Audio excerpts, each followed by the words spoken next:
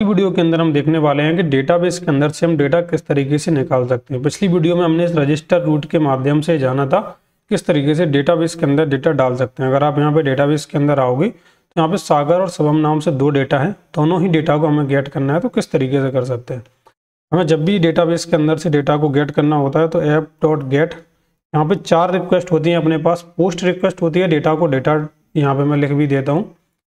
तो अगर आप यहाँ पे आओगे पोस्ट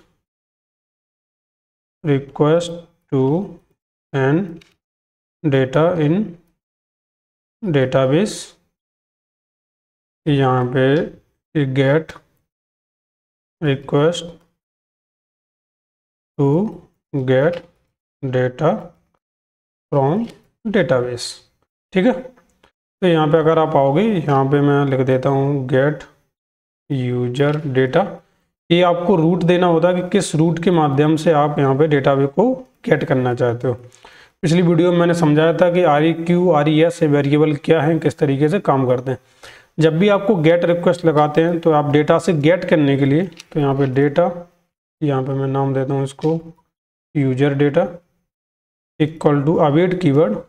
अवेट कीवर्ड यूज कर रहे हैं तो इसको मुझे सिंक्रोनस फंक्शन बनाना पड़ेगा और यूजर मॉडल का ही यूज करने वाले हैं। इसी के अंदर से अब जो डेटा हमें निकालना है तो इसके हम निकालने के लिए फाइंड मेथड का कॉल करेंगे। फाइंड मेथड को आप जब भी कॉल करते हो तो जितना भी डेटा इस पर्टिकुलर कलेक्शन में, ध्यान देना, जितना भी डेटा इस पर्टिकुलर कलेक्शन में रहेगा वो पूरा डेटा आपको देखने के लिए मिल जाएगा। तो यहाँ पे रिटर्न करा देंगे response dot status 200 dot send, जितना भी डेटा मिलेगा वो पूरा डेटा।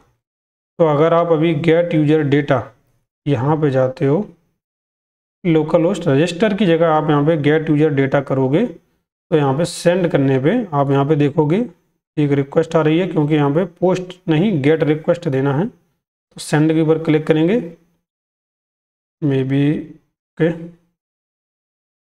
थोड़ा सा इशू था उसको हमने रिजॉल्व कर लिया है। वापस से सेंड कर दें, ओके, यहाँ पे नन को सिलेक्ट करते हैं, इसके बाद सेंड करता हूँ मैं। यहाँ पे एक चीज़ का मैं आपको बताना भूल गया, अगर आपका सर्वर नहीं चल रहा है तो आपका कोई भी रिक्वेस्ट सही तरीके से काम नहीं करेगी। आपका सर्वर रन होना बहुत ज़्यादा ज़रूरी है, तभी आपकी सारी रिक्वेस्ट काम करेंगी। अब अगर मैं सेंड करूँगा तो ईजिली ये चला जाएगा।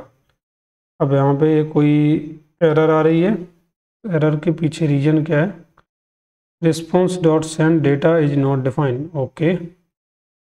तो यहाँ पे यूजर डेटा था, छोटी सी मिस्टेक। अब मैं फिर से सेंड करता हूँ। यहाँ पे आप देखिए दोनों डेटा मुझे मिल चुके हैं, यहाँ पे सागर नाम का डेटा, एक शुभम नाम का डेटा। ठीक है, तो इस तरीके से हमें डेटाबेस के अंदर से अगर हमें सारे डेटा निकालने हो किसी एक पर्टिकुलर कलेक्शन में से, तो हम वो डेटा को जिस तरीके से फाइंड आउट कर सकते हैं।